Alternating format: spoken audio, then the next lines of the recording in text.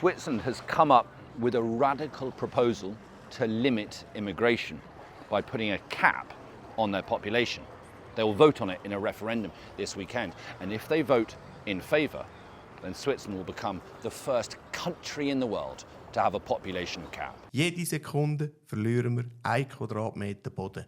Wir haben eine beschränkte Fläche, wir sind ein kleines Land. Supporters of the referendum argue that infrastructure like roads, housing, hospitals, schools are under increasing pressure from a rising population, and something needs to be done now before it's too late.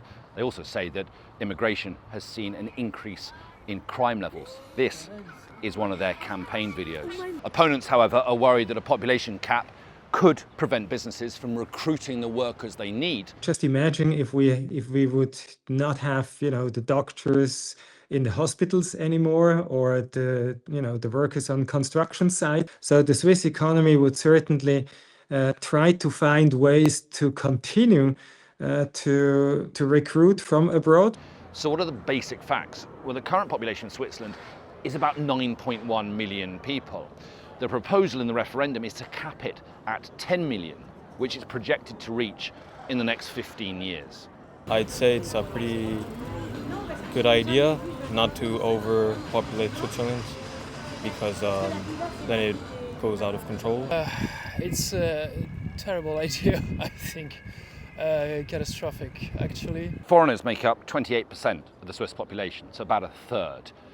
But why? Well, there's a lot of international organisations headquartered here in Switzerland. Switzerland also has a big tourist industry, particularly skiing, and hotels and restaurants rely on a lot of international workers.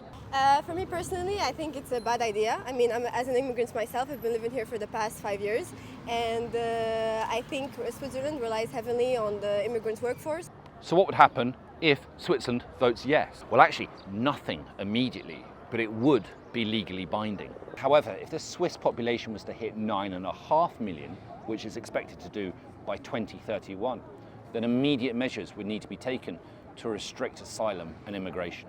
It's against refugees, it's against migrants. They are always portrayed as very bad for our society. Switzerland isn't a member of the EU, but it does enjoy access to the European single market, based partly on freedom of movement. So if Switzerland were to restrict freedom of movement, then the EU might need to throw it out of the single market. It's not quite 50-50, but the polls are really close. We should know the result by early on Sunday evening.